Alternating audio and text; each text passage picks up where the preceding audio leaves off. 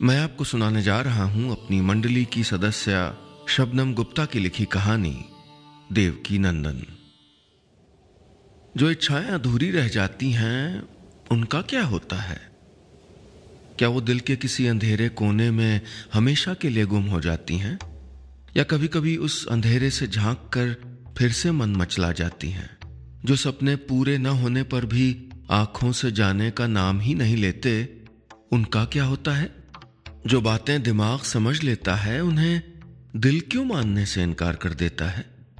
देवकी यही बातें सोचकर आंसू पोंछ रही थी। उसका मन विचलित था और किसी भी तर्क वितर्क से शांति मिल ही नहीं पा रही थी। घोड़ों के हिनहिनाने से उसका ध्यान टूटा। कोचवान ने घोड़ों की रस्सी खींचकर उन्हें रोका और रथ के अंदर बैठी देवकी से बोला, महारानी, हम द्वारका पहुंच गए हैं। देवकी ने पर्दा हटाकर देखा। सामने द्वारका की पावन नगरी थी। गोमती नदी के किनारे बसे हुए इस शहर को खुद कृष्ण ने मथुरा और मथुरा वासियों को जरासंध से बचाने के लिए बनाया था। हुआ यूं था कि जब कृष्ण ने अपने दुष्ट मामा कंस का वध किया था, तब कंस के ससुर जरासंध ने कृष्ण को मारने का प्रण ले लिया। जरासंध बहुत शक्तिशाली राजा था और उसने 17 बार मथुरा पर आक्रमण किया। कृष्ण को तो नहीं मार पाया, पर इतनी लड़ाई के बाद मथुरा नगरी तहस नहस हो गई। तब अपने प्यारे मथुरा वासियों को बचाने के लिए कृष्ण ने द्वारिका बनाई और सबको यहीं ले आए। आज भी द्वारका 4 धाम में से एक है, यानी हमारे देश के चारों दिशाओं में बने सबसे बड़े धार्मिक दर्शन स्थलों में से एक है। देवकी ने देखा कि रथ द्वारका के मुख्य चौक पर आकर रुका था और सामने एक बड़ा सा घर था। कोचवान का सहारा लेकर देवकी रथ से उतरी। उम्र ज्यादा नहीं थी, पर जिंदगी के थपेड़ों ने कमजोर बना दिया था। राजा की बेटी होते हुए भी जीवन का एक लंबा हिस्सा उन्होंने जेल में काटा था। दोपहर का समय था। कुछ औरतें पास के एक घर के बाहर बैठी थीं। गली में थोड़ी दूर एक कुम्हार अपने चाक पर मिट्टी के सुंदर खिलौने बना रहा था। उसके पास ही बच्चे गिल्ली डंडा खेल रहे थे। एक बच्चा खेलते हुए गिर गया। थोड़ी चोट लग गई और खून निकलने लगा। खून देखकर वो रोने लगा और भाग के अपनी माँ के आंचल में मुंह छिपाकर उसकी गोद में दुबक गया। माँ ने बात करते करते ही उसे गले से लगाया, थोड़ा पुचकारा और अपनी साड़ी के कोने से उसका खून पोंछ दिया। देवकी कुछ देर उनको देखती रही, उस जीवन को देखती रही जो उसे कभी मिला ही नहीं, उस जीवन को जो उससे नजरें चुरा कर चला गया था। उसने भगवान कृष्ण को जन्म जरूर दिया था, पर दिल तो मां का ही था, और मां की भावनाओं के साथ तर्क तो स्वयं भगवान के बस में भी नहीं है।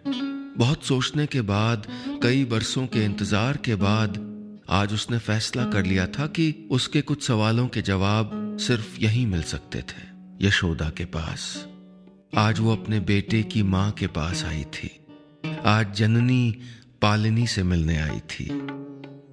कौन जाने उसे अपना खोया हुआ सुकून, अपने जवाब यहां मिलेंगे। देवकी को देखकर यशोदा के चेहरे पर एक बड़ी सी मुस्कान आ गई। उसने आगे बढ़कर देवकी का हाथ पकड़ लिया, उसे बिठाया और खुद उसके पास बैठ गई। कैसी हो जीजी? द्वारका कैसे आना हुआ? देवकी उसके चेहरे की तरफ देख रही थी। इतना भोला और प्यारा चेहरा, ममता से भरी हुई आंखें और ऐसा खिला हुआ व्यक्तित्व। क्या मां बनकर हर औरत ऐसी ही हो जाती है? क्या मैं भी आज ऐसी ही दिखती? देवकी की आंखों के पोरों में छिपे आंसू फिर छलकने को तैयार थे। धीरे से देवकी बोली, तुमसे मिलने आई हूं। कुछ समय से मन बहुत विचलित है। सोचा तुमसे कृष्ण की 2 बात करूंगी तो शायद थोड़ी ठंडक मिले। यशोदा देवकी के चेहरे की लकीरें और उनकी आंखों का सूनापन देखकर उनके दिल का हाल समझ गईं। एक सेविका को आवाज देकर उन्होंने देवकी के लिए छाछ लाने को कहा और वहीं उनके पास बैठ गईं। देवकी की शादी के समय आकाशवाणी हुई थी कि उनका 8वां बेटा ही कंस की मृत्यु का कारण बनेगा। कंस अपनी बहन को बहुत प्यार करता था, लेकिन उसे अपनी जान और भी प्यारी थी। आकाशवाणी होते ही उसने शादी के मंडप से ही सीधा बहन और बहनोई वसुदेव को जेल में कैद करने का आदेश दे दिया और फिर उनको अगले कई सालों तक वहीं जेल में रहना पड़ा। देवकी ने 7 बच्चों को जन्म दिया और कंस ने हर बार उसके बच्चों को पैदा होते ही मार दिया। देवकी ने हर बार अपनी आंखों के सामने अपने भाई को अपने बच्चों की निर्मम हत्या करते हुए देखा। वो रोती, गिड़गिड़ाती, हाथ जोड़ती, अपने बच्चों की जान की दुहाई मांगती। वसुदेव धर्म का वास्ता देते, पर कंस पर सब बेअसर रहा।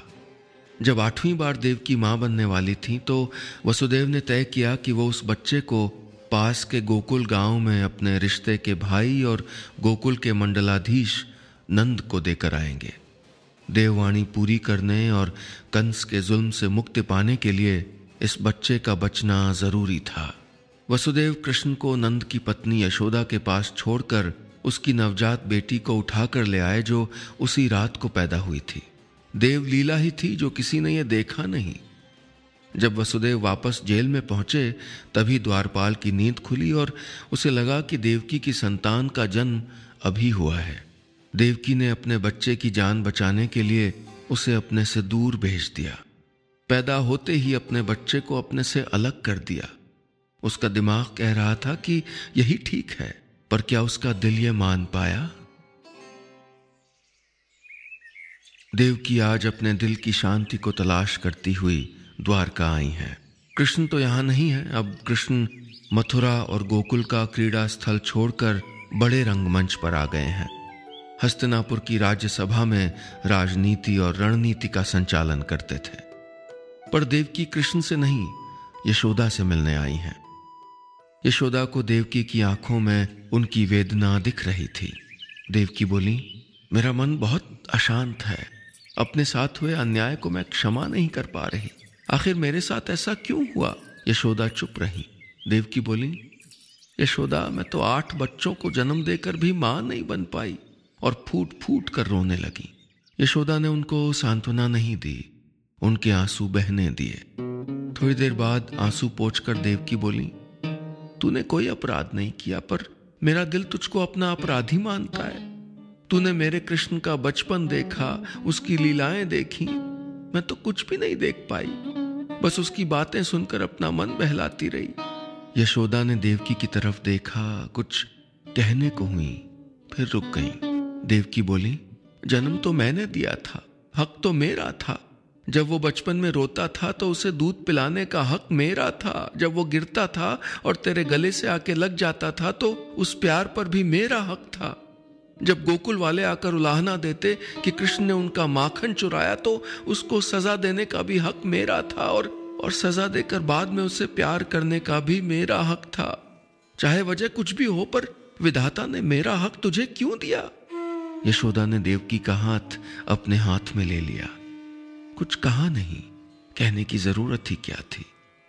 देवकी सारे जवाब जानती थी, बस अभी उनके मन में सिर्फ सवाल थे। देवकी बोली, कंस मेरा भाई था, मुझसे प्यार भी करता था, पर एक आकाशवाणी ने उसके दिल से मेरा प्यार खत्म कर दिया।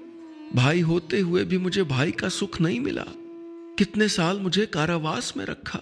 राजकुमारी होते हुए भी महलों का सुख नहीं मिला। फिर बच्चे हुए।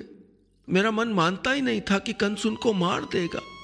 एक एक करके 7 बच्चों को अपनी आंखों के सामने मरता हुआ देखा।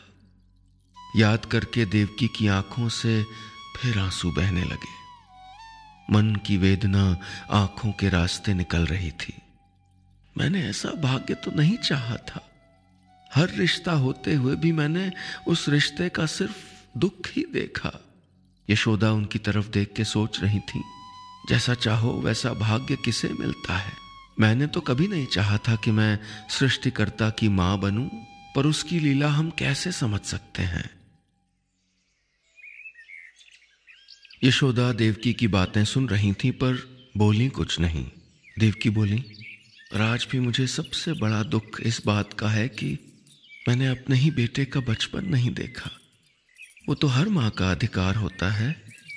यशोदा ने उनका हाथ अपने हाथ में ले लिया। थोड़ी देर दोनों चुप हो गईं। यशोदा बोली, जीजी, तुम्हारा दुख मुझसे छिपा नहीं है। मैं भी माँ हूं, तुम्हारे दिल का हाल समझ सकती हूं। देवकी ने अपनी साड़ी के छोर से अपने आंसू पोंछे। क्या कृष्ण कभी मुझे याद करता था? जब उसे पता चला कि मैं उसकी माँ हूं, क्या उसने मुझसे मिलने की जिद नहीं की? यशोदा बोली, हम उसे कंस से दूर रखना चाहते थे। उसकी जान को खतरा था।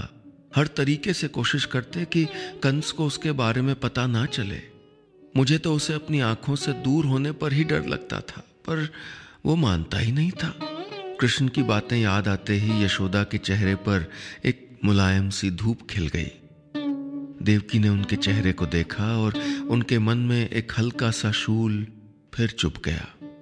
क्या हर माँ का चेहरा अपने बच्चे का बचपन याद करके ऐसे ही खिल जाता है? अगर मेरा बेटा मेरे पास रहा होता तो क्या आज मैं भी ऐसी ही दिखती? यशोदा देवकी के इस ख्याल से अनजान कृष्ण के बचपन को याद कर रही थी। जीजी, बहुत नटखट था कृष्णा। इतनी शैतानी करता था कि मैं परेशान हो जाती थी। सारे दिन अपनी टोली के साथ कभी कोई हुड़दंग करता, कभी कहीं उछल कूद करता। समझ ही नहीं आता था कि एक छोटे से बालक के दिमाग में इतनी शैतानियां आती भी कैसे थीं। इस बार देवकी चुप रही। सारा दिन गोकुल वाले मुझे ताना देते, यशोदा अपने बेटे को कुछ सिखाती नहीं क्या? देख, वहां उस पेड़ के नीचे गिरे फल के साथ मिट्टी भी खा रहा है। यशोदा अपने बेटे को घर में माखन नहीं खिलाती क्या? वो हमारे घर से माखन चुरा के खाता है। मैं उसे गुस्सा करती, सजा भी देती।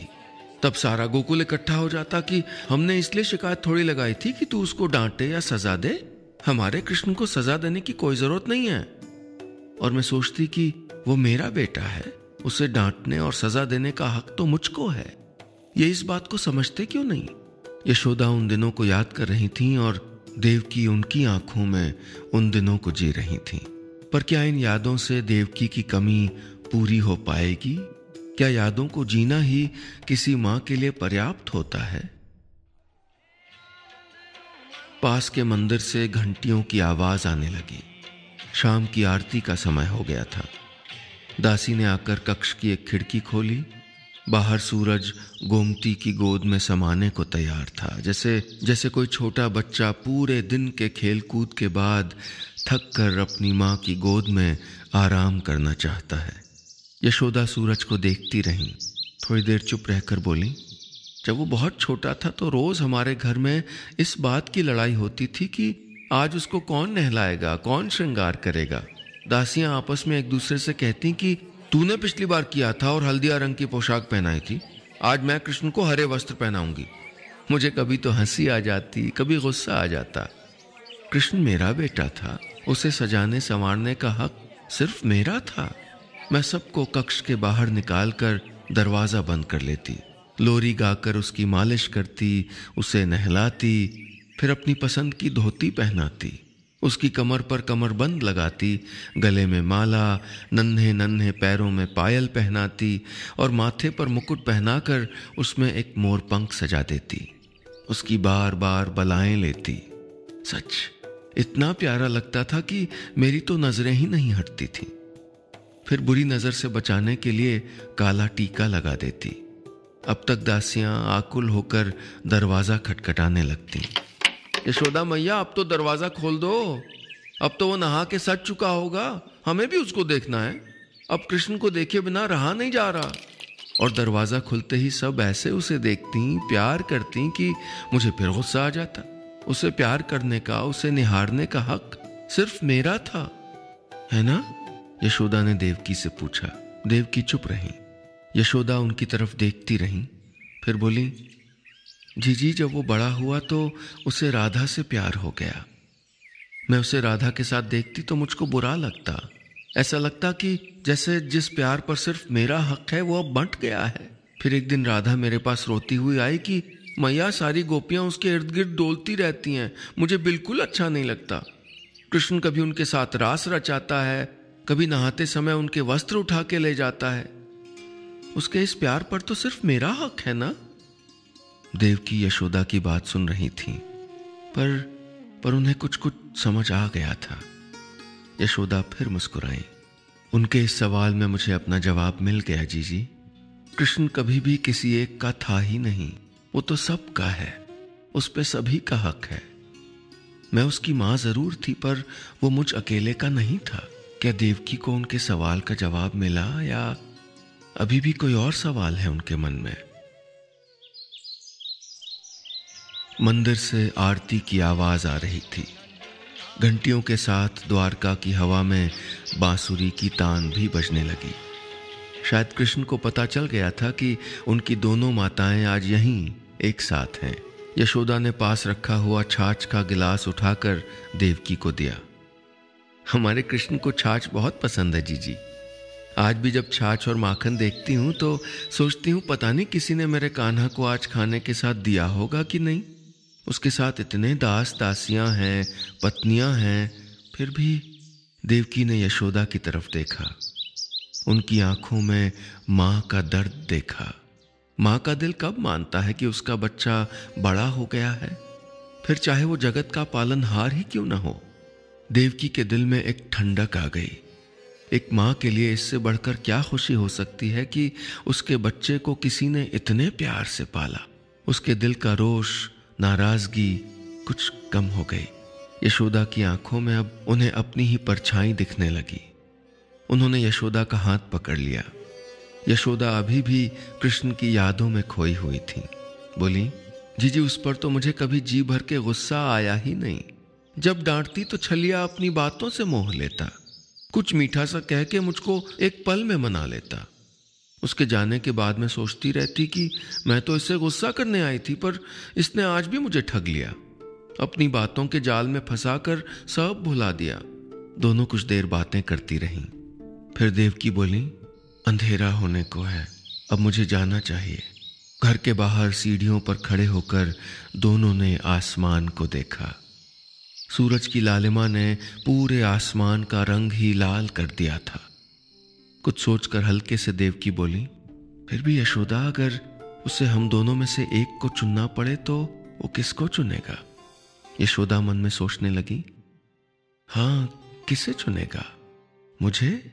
मैंने तो पाला है, पर जन्म तो उसे देवकी नहीं दिया है, तो क्या वो देवकी को चुनेगा? तभी दोनों के देखते देखते ही आसमान का रंग एक बार फिर बदल गया। लालिमा के ऊपर एक सुनहरी बादल आ गया, छोटे छोटे सुनहरी कणों से बना हुआ। हवा में तैरता हुआ ठीक वहीं आ गया जहां देवकी और यशोदा सीढ़ियों पर खड़ी थीं। थोड़े से सुनहरी कण दोनों पर बरसने लगे, जैसे सिर्फ उन्हीं के लिए ये फुहार हो। उन्हीं कणों के बीच से एक मोर पंख उड़ता हुआ देवकी के पैरों पर आकर रुक गया। देवकी ने हैरानी से उसे उठाया और यशोदा की तरफ देखा। उन्हीं कणों से एक मोर पंख उड़ता हुआ सीधे यशोदा के हाथों में आ गया था। जवाब आ गया था, मुझे चुनने की जरूरत ही क्या है, आप दोनों ही मेरी मां हो। एक ने अपनी कोख से जन्म दिया है, दूसरी ने अपनी कोख के कुछ ऊपर अपने दिल से। हवा में बांसुरी की तान थोड़ी और ऊंची हो गई। कृष्ण की लीला तो देखो, इस बार छलिए ने बिना कुछ कहे ही अपनी दोनों माताओं को मोह लिया था। दोस्तों, आज की कहानी बस इतनी सी।